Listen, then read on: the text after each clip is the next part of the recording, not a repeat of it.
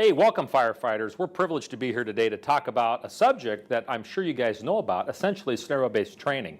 But we're going to call it motor performance and learning. And this last decade, researchers have learned more about our brain and how our brain operates under stress and how that has implications to how we make decisions.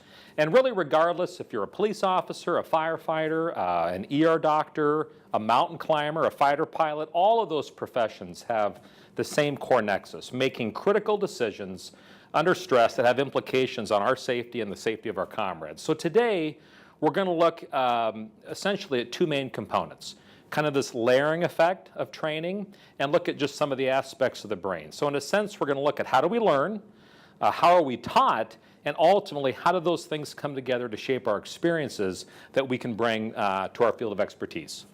We've learned quite a few lessons in working with our officers, and we want to share some of those lessons. Some of the material that we'll be presenting today isn't going to be specific or particular to firefighting from a technical aspect, but rather there'll be concepts that you can apply towards your training, using your specific knowledge and using your level of expertise to hopefully find ways to more effectively train your firefighters. Craig had mentioned earlier about a layered approach. The sports world has long used a layered approach in developing athletes. If you can think back to either when you were a kid playing sports, first learning an athletic endeavor, or if you're a parent and you're coaching some athletics, we start out generally teaching our kids or learning an overall understanding of the sport, the rules, the actual specific peculiarities of each position on a team, basically understanding the gist of the sport itself. Then from there, we start to develop independent or individual skills that are used within the actual game itself. That level of drilling is often done repetitively and in the beginning, oftentimes without context. So if I'm playing catch out in front of my street, I'm actually getting a lot of valuable information out of playing catch. I'm learning the timing, the feel, the actual physical actions of catching a ball, and I may not yet relate it to how this is going to work out in the actual sport, but I'm getting value to it. Same is true with throwing. Now in law enforcement, and I'm sure in firefighting as well, we learn individual skills in the same way. And sometimes for us in law enforcement, those skills are represented on a firing range or on mats for defensive tactics. And those particular skills are oftentimes drilled over and over again in the hope that we can master them. And many people talk about muscle memory, and we'll talk later about some of the concepts around that. But the basic gist of it is that the more repetition we do, the more effective we are with it. We do have to think in terms, though, at some point, shifting gears. In the sports world, we'll have quite a bit of time to practice our basics, to work on our fundamentals. In law enforcement, and I'm sure it's the same in firefighting, we're going to have a limited amount of time for which to be able to train our people. Since time is limited, it becomes very important to shift gears, from just learning the basics to adding context to those basics. So drills need to start having yet more context to reflect the duties that we do out in the real world. Like our sports analogy, catching a ball, throwing a ball, once we start understanding how to do those actual physical skills, we start applying them different as the athlete gets better. All of a sudden, catching a ball might be catching a ball from the position of shortstop and having to throw it to first base. So we start building in context, actual situations that people see in games. This aspect of training for law enforcement and for firefighting is one that traditionally we don't spend enough time on. Fundamentals are important, and revisiting fundamentals and basics has its place. But with a limited amount of time to train officers and firefighters, it's important that when we revisit these fundamentals, we build in more and more context. In the law enforcement world, revisiting the basics will often involve, at a firing range, unholstering your weapon, getting your weapon set down range, and then accurately shooting at a cardboard target. When we look at that in the context of a real-life gunfight, it doesn't play out that way. So revisiting these basics are important. Getting your weapon out of holster in a timely manner is very important in a gunfight. However, when we revisit that basic, it's important that we start adding context to it. So what we previously had done in a vacuum of drawing our weapon, now maybe we can do drawing our weapon and moving simultaneously as we're getting our weapon up on target. Now, this isn't a full-blown scenario, but those skills we're layering up so that they reflect the context of a gunfight on the street. And I give you this example as a law enforcement professional. In the firefighting world, I am sure you will have many examples that you can put in place of this one. As we build on these fundamentals with more and more context, much like an athlete, we're working our way up towards more lifelike encounters, like scrimmaging as an athlete. Craig will talk a little bit more about competing at the speed of the game. I appreciate Berto's segue into that. He doesn't tell you that he was a professional athlete. And when you talk to a lot of professional athletes, what they say is when they first start into the sport, it's not when they move up into the professional leagues that the complexity of the game is necessarily challenging.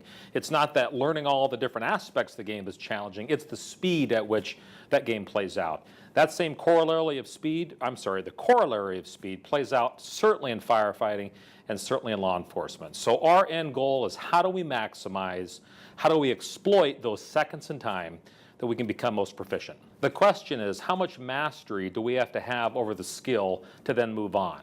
We've all heard the common axioms that it takes 20,000, 30,000 reps to make something automatic or more of muscle memory. That's really kind of a misnomer. There's no question we have to have that foundation, but ultimately we're going to have to build upon that mastery of skill sets to then rely upon that information for us to perform under stress.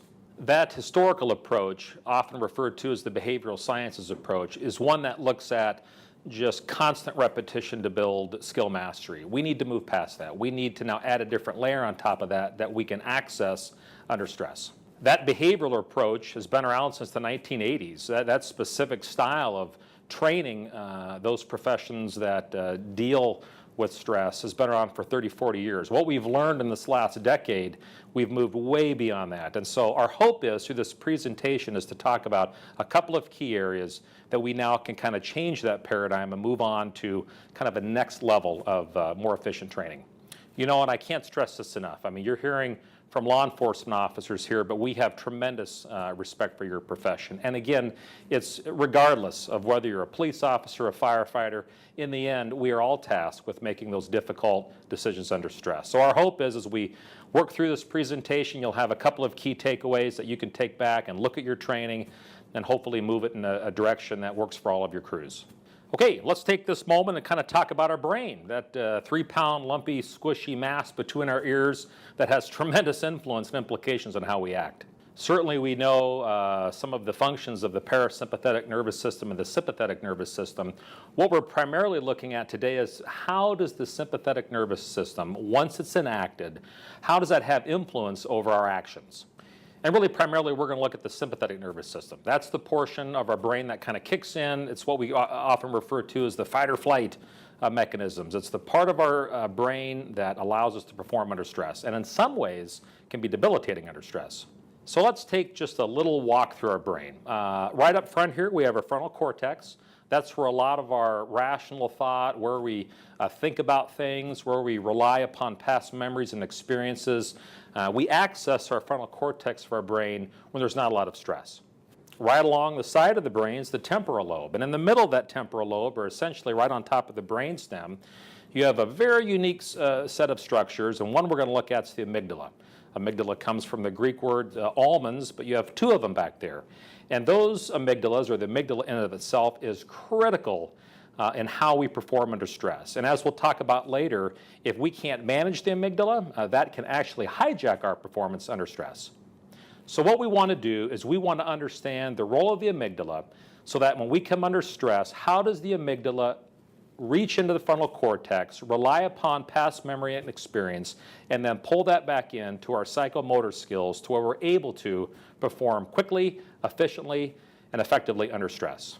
And the flip side of that, the amygdala can also hijack. and cause us to freeze in some situations. And I want to put maybe just a quick note there. I think certainly dealing with law enforcement professionals and training, I don't think we like to view ourselves as freezing. And I would say that we don't necessarily freeze. But what we do is we can take seconds, sometimes multiple seconds, 5, 6, 7, 8, trying to figure out the circumstance in which we're faced with. So that's really what I refer to as hijacking the amygdala. We want to not be hijacked by that physiological aspect of our brain and act quickly and efficiently. When we talk about kind of that first layer, building that repetition of skill sets, essentially skill mastery, those files essentially are stored in our frontal cortex. Again, the role of the amygdala serves two purposes. One, is it able to reach the frontal cortex, grab that information, what have we learned, what have we mastered, and then send that information to our muscular system so that we're able to act. We recognize that we're primarily giving you law enforcement examples, but you know what, in our fields, the transference of information, whether it's police or fire, the same takeaway is that we have to make those split-second decisions in those unenviable times. Now that we've got some of that brain neurophysiological stuff out of the way, let's talk about our 4 key things we want to give you today. First part of the layering process is establishing that intellectual understanding. What is it that we're supposed to know? What is it about the subject matter that we're supposed to have mastery over? We need to start with having that intellectual understanding. The next part of the layering process is the sterile drills. That's the part that we've talked about, that skill mastery. Learning through repetition, over and over again to where we have a good base, a good explicit system in place that we now can move upon. Probably the third component, which I think is the most overlooked, is this next layer, which we take what we've learned in the skill mastery phase and then apply that in some sort of context with some sort of emotional involvement. And why that emotional involvement is so critical is because it's that emotional involvement that starts to stimulate the amygdala, which allows us to set those memories in place so we're able to access them in the future. And finally, the last stage that we're all familiar with is the scenario training, which is really the testing component.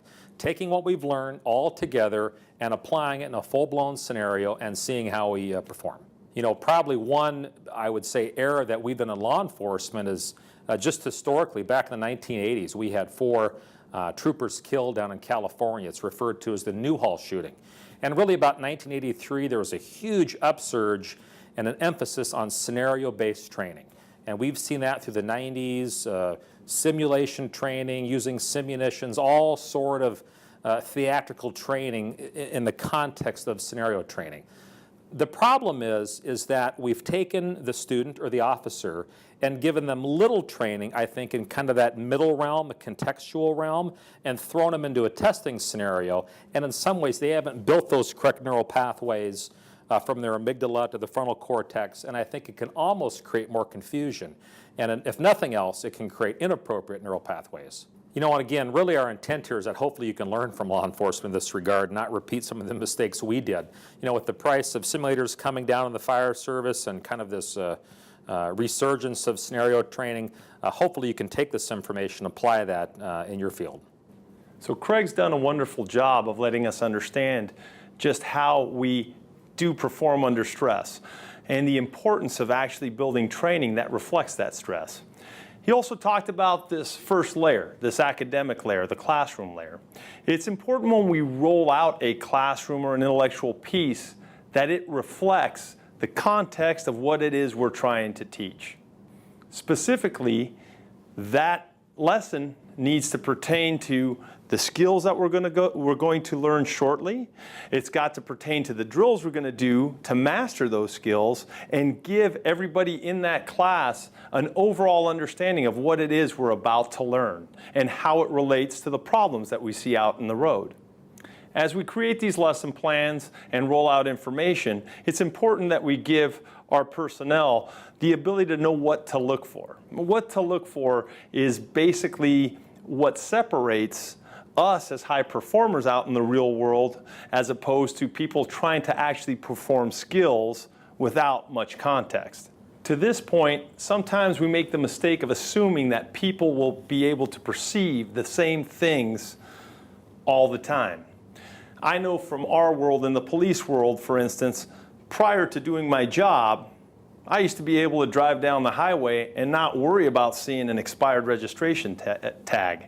Now when I'm out and about, even with my family, unfortunately, I Can't help but see them all around me. Did I see them before? I saw them, but I never perceived them. They didn't have meaning. What we try to do with good training is set it up on the front end so that people know what the meaning is of what it is we're about to learn.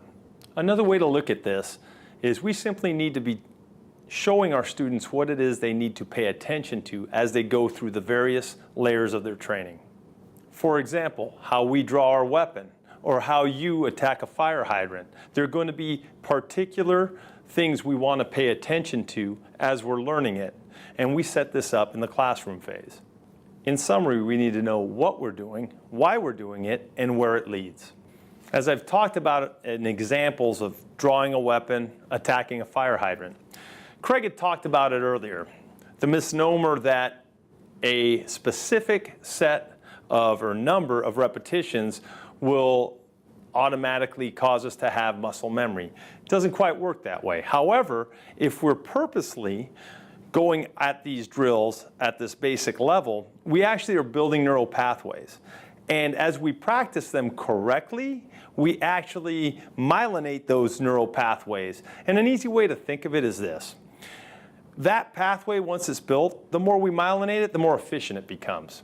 So that I no longer have to be thinking about what I'm doing when I'm doing it. And by the way, I do know that muscles don't have memories. It's just a colloquial expression. These base layer skills that we talk about repetition on, that we're doing work with, when we first start, like all beginners, it's very explicit. I have to think of the steps in order to do them right. And I put more thought into the steps in the beginning so that I increase my fluidity in doing it. As we talked about myelinating these neural pathways. The hope is that there comes a time, as we all know, whether it's attacking a fire hydrant or drawing a gun, those two specific skills are not ever done in a vacuum. They're done in a world full of stress. Our hope is that these initial layers of practicing these skills deliberately will eventually lead to them being implicitly done and understood.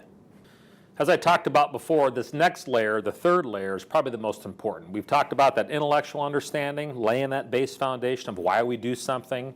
We've talked about working with the drills and building that explicit system. Now comes the third phase, which we would call drills and context. Obviously, in the fire service, you do a great deal of training with patient extrication from vehicles. So if we look at just that domain of training, drills and context, maybe a way to look at it is once the firefighter has mastered those base skills of using the jaws of life and the various tools, and they understand those systems, then apply that in what would be kind of a low-level scenario. Just basically design a scenario that has a little bit of stress involved to it, a little bit of unknown, and that's going to start creating those neural pathways between the amygdala and the frontal cortex and providing for that more fluid psychomotor performance. And in a way that's almost intuitive. We know that we're not going to go from just an intellectual understanding or just that base level mastery of skills all the way to elite performance. We need to work in this middle zone. We need to have the firefighter work on those skill sets with some emotional involvement. A part of this layered approach is really to kind of manage the amount of stress we put on the performee. We want to give that in just enough doses to where they become familiar with it, to where they can allow their perceptions to work with what it is they're doing before we dump on a lot of stress in the scenario phase. And that's probably one of the reasons we haven't been successful in the scenario realm, is because we haven't kind of managed this middle ground of just practicing the skill set with some emotional involvement and stress. Let me come at it this way. We know that for us to make those split-second decisions under stress, we have to have memories. We have to have something in our frontal cortex that says, I've seen that before. I've experienced the ambiguity of that before. And the perfect place to create those file folders, those reference folders, are in this middle ground. But you can't do that if the student or the firefighter doesn't have an emotional connection or involvement to what it is they're learning. Look, here's the bottom line. You don't want to put on all the stress up front. You want to do it in managed doses. Craig is exactly right. Building that stress incrementally so that the hope is when we encounter that giant dose of stress, we will have somewhat inoculated ourselves better to perform in a more efficient fashion. Understanding that all training is fake, we do rely upon scenario-based training to give us that best bit of reality that we can take from training. This is very important that we make our scenarios as close to reality as we can. The temptation oftentimes when designing scenarios is to make them far too grandiose, to have incidents that we would rarely see in a career. But rather what we want to do is capture the real life essence of those day-to-day, if not day-to-day, at least critical incidents that we come across that often challenge us.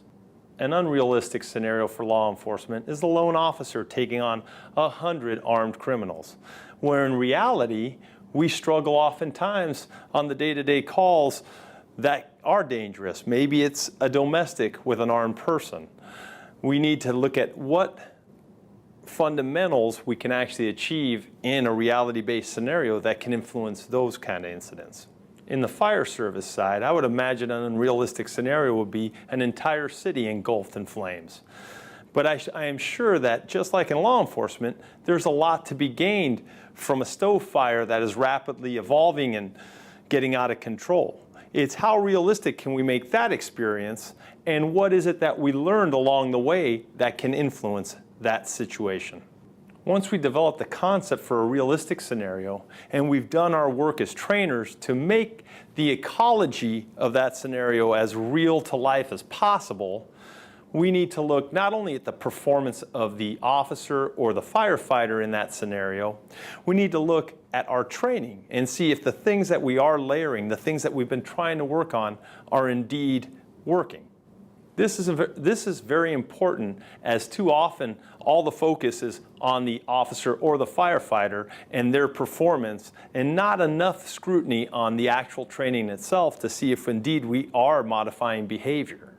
Part of that training evaluation needs to be, are these scenarios actually going to benefit the officer and or the firefighter? Because as students, we've all been there. Oftentimes there's a reluctance to even enter into the scenario for fear that it might become a situation where I might humiliate myself or not show as well in front of people as I'd like to. It's important to understand, though, that if you're doing these scenarios right, the stressors aren't going to be on the actual performance anxiety, but rather situational stressors that one would encounter in the real world. I talked a little bit about sports earlier. Panic and choking are two different things. When things go awry for us as emergency responders, it's because panic is set in. And oftentimes panic sets in because we haven't set the base as trainers to give our people relevant looks at those things that are most dangerous in our world. The stress the officer or the firefighter feels prior to entering your scenario oftentimes is more of a choking variety. Will I perform well in front of my peers? But if the scenario is set right, the stressors are going to put them in a situation where that voice goes to the rear, and it starts becoming the problem solving of the situation that comes to the forefront. When we achieve that, we've really achieved a home run in training. It's very important to always drive home the fact that training is where we want our mistakes to happen. Training is where we want our learning to happen. And training is a safe place for that to take place. Great scenario training goes beyond the day that you train it. If we do things right, your firefighters, like our officers, will be replaying that scenario in their head over and over again. And like Craig had talked about earlier, they're going to set the memories that ultimately reach out to that prefrontal cortex to bring about the actual behavior that will win the day. Roberto touched on a key point there when he was talking about designing and the purpose of scenarios, and that is, what are we paying attention to? Dr. Robert Nidifer was a sports psychologist in the 70s, and his body of work still lasts, and it looks about quadrants of attention. And in just a quick summary, humans have 4 quadrants of attention. Really, what is it that we're paying attention to? The first quadrant is what would be called an internal narrow focus. Are we thinking about our body mechanics? Are we thinking about how is our hand holding the axe or the jaws of life? We're thinking very internally about how are we doing some task. That's internally narrow. Internally broad is the next category, which again, we're kind of interfacing our beliefs of how we're acting on some external object. So for example, if I'm doing an extrication on a car, if I'm internally broadly focused, I'm thinking about how am I holding that particular tool in conjunction with maybe breaking a B-pillar. It's internal in design because I'm concerned about how am I using the tool or how am I doing some said skill in relation to what it is I'm trying to impose that on. A lot of us have heard about tunnel vision and the implications and the physiological aspects of tunnel vision. That would be what would be concerned more of an external narrow range of focus, so that if we are not so much preoccupied by our form and our function, but we're concerned about the environment in front of us. If we're acutely focused on one aspect of that, that would be externally narrow focused. The last would be externally broad. A lot of people may tie externally broad attentional focus to situational awareness. Are we relaxed enough, for lack of better words, that we're able to take in the entire environment in front of us and pick up on those cues that are important to us? That would be an external broad quadrant of attention. So then the question is, where should we be operating as firefighters and police officers, especially in those moments where it's stressful, we have to make those critical decisions? I would probably say it's going to operate somewhere between externally narrow and externally broad. We've talked about the implications of choking and panicking. We've talked about the implications of really focusing intently on some set aspect. But if we're not being externally focused, if we're not comfortable and confident, and if we haven't experienced those things in a scenario or through drills and context, when we first experience that, we're going to come back very internally focused to our attributes. And that tends to, can have debilitating effects on how quickly we're able to perform. If this is an area of interest to you, Dr. Gabby Giffords has a wonderful book. It just came out on external focus. And I think you'll find yourself, as you lead this presentation in your activities at work and through training you're going through, just spend some time and pay attention to where are you focusing. If you find yourself really focusing on internal stuff, the mechanics of how you're doing something, that's a clue that you have some apprehension of your own skill level. You want to try to be external in your attentional focus. And to bring this all together, that external quadrants of attention are really unconscious. That when we find ourselves, a lot of people will say you're in the groove or you found your niche. You're operating on systems that are unconscious. The amygdala, the frontal cortex are humming in concert, you're performing well, and you've left that realm of focusing intently on specific skill sets. And I think that's so important because laying a foundation of skill sets are important, but we do need to move past that and become elite performers, what I would say in that external realm. And that brings us to our next slide, which is on situational awareness. This next part, situational awareness, could almost be a class in and of itself. We use this term or this vernacular a lot. And I would like to maybe just boil it down to a couple of key takeaways. Situational awareness hinges on what are you perceiving, what are you looking at, and can you make sense of that, and is that important? When we try to teach situational awareness, I think we run the risk of coming at it from a wrong angle to say, just experience said situation and just look all over the place, and by doing that, that will increase your situational awareness. So again, it's not about simply what you see, it's about understanding what you see. Craig's exactly right. It's not what you see, it's understanding what you see. As you all are probably aware of, in law enforcement we use the OODA loop as a way to describe decision-making process while in conflict. It stands for observation, orientation, decision, and action. That second O, orientation, speaks to what Craig talked about. It's about understanding what we see, putting into context the information that we're taking in. Good training allows us to have looks at problems that give us, on the street, people working, the ability to quickly orient to that problem and then start the process of solving it. It used to be, in our professions, that was literally done by on-the-job training. The more time I had in the field, the more I refined that orientation phase. Well, that's still true, but as trainers, we can speed that process. I'm sure that if you had me riding along in a truck and we arrived to a building that was on fire, and I believe you call it a size up. If you were doing a size up, you as a firefighter would be looking at the exact same thing I would be looking at as a police officer. Big difference though. You would be quickly orienting to what you see and seeing the relevant clues, whether it's color of smoke, where the flames are coming from, maybe you can see what direction the wind's going. All of that would be lost on me because I haven't refined that second part of this OODA loop. I am not able to orient and put into context what I'm seeing. That would put me far behind in the time mechanism to actually influence this situation. Dr. Gary Klein, he's been around for a long time. In about the 80s, he had spent a lot of time with the fire service, and he was trying to, again, kind of study why is it that some firefighters can have that great situational awareness and make those quick decisions under stress. So at the core of Dr. Klein's work is what's called RPDM, or recognition prime decision making.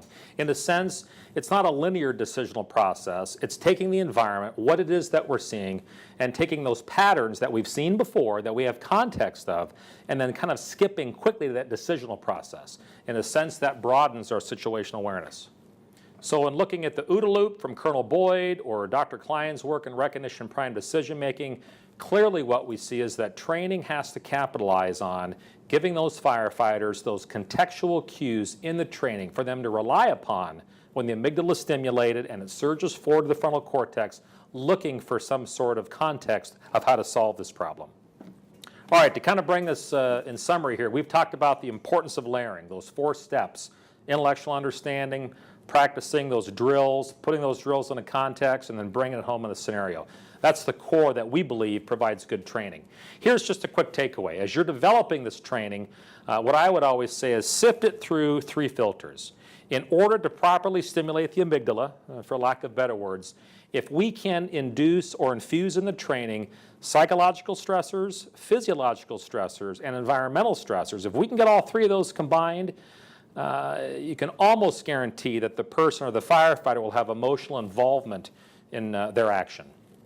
The other point to kind of add upon that is let's not just use one of those factors and think that it's going to give us amygdala stimulation. For example, in law enforcement, for a lot of years, for firearms trainings, we would run around the range a bunch and do push-ups with the belief that that physiological arousal, the increase of the heart rate, would somehow replicate what it would be like to be in a gunfight.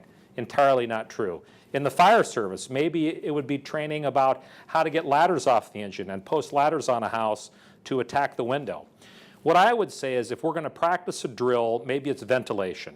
If we could put some sort of ambiguity to the drill, that would be psychological stress. If we could put physiological stress to it, maybe bringing the truck in there, getting off quickly, getting the gear off, attacking the fire, that would be physiological stress because, of course, it takes energy to do that.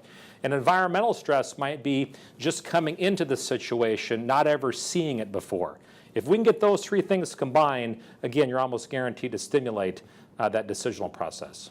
And the key of this is not to dump all the stress on right on the front end, that we want to incrementally put the stress on the firefighter so that aids in their learning process and to give them context when they face that in the field. And the way we increment the stress is precisely this 3rd layer. And in that, those drills and context slowly put on the psychological, physiological, environmental factors that allow the student to perform in that realm. A lot of good training is basically setting an environment, having your firefighters experience what they might in the real world. It's very tempting in our professions to try to pile on more complicated techniques, more complicated equipment, more process. Try to steer clear of it. Try as a trainer to understand what it is that's really influencing good performance out in the real world. As we get better as trainers, we can create this ecology of learning where we, like Craig talked about, incrementally increase stressors till in the end we're creating situations that mirror real life situations our firefighters face in the street. So to revisit, it's important that as trainers we need to set an ecology of learning. We got to put into motion the kind of atmosphere and the kind of circumstances that give our firefighters the best ability to learn. We talked about layering before. It's important to understand those fundamental pieces that we talk about in the classroom, that we drill, that we later drill and start to put context to ultimately get tested in scenario-based training. If we find ourselves adding too many techniques, too much equipment that's superfluous or doesn't really cause us to gain anything from it, we're not doing our firefighters any service. Keep things simple, allow them to experience the stress that they would in the real world so that they can move from just reacting to the stress to actually making relevant decisions under that stress. So to bottom line it, we don't want to continue adding to layers 1 and 2. We ultimately want to get to where we're working with 3 and 4. So pick what's important, slowly add the stress, and get to the point where you're really working in that 3 and 4 zone. This last section just looks at some of the decision models we've looked at. We've looked at UDA, we've looked at Dr. Klein's work, which is the recognition prime decision making. We've looked at naturalistic decision making, which is also an offshoot of Klein's work. At the core of all of those is really allowing the student or the professional to experience their surroundings, pattern match those things that have relevance to them, and come to a quick decision. The volumes of research that we now have at hand clearly demonstrate that we as trainers need to move beyond some of those rote memorization of skills and be operating in more of this experiential learning models. Hopefully with that we can take firefighters in their 3rd, 4th, 5th, 6th years and make them as proficient as veterans that have been around for decades. The goal is to consolidate that information, get it to the usable firefighter, and start making quick decisions under stress. I hope that what we presented today isn't thought of as daunting, or that it's going to be so time-consuming and so complicated that it's not going to be reality. We understand the realities. Like firefighters, police officers, we have time, budget constraints. We have a lot of mandatory training we have to get in with our officers. But the nice thing about what we talked about here today, we can do this in increments. It doesn't have to be one big evolution to achieve everything we talked about in this layering approach. And in fact, most research would show that as adults, we're going to learn better by having more micro trainings as opposed to longer individual slots of training. So you can look at this layered approach, take components of it, work with your firefighters, and do it in increments till you're finally increasing the amount of exposure they have over time and building them towards that scenario-based training. Both Bert and I want to thank you guys. It's been our pleasure to be with you here today. At Hillsborough, both the fire service and the police service, we've been working together quite extensively on some of these different training models, layering approach, having a more unified vision at training. So if you guys have any questions, please feel free to reach out to Roberto or myself or even the fire department.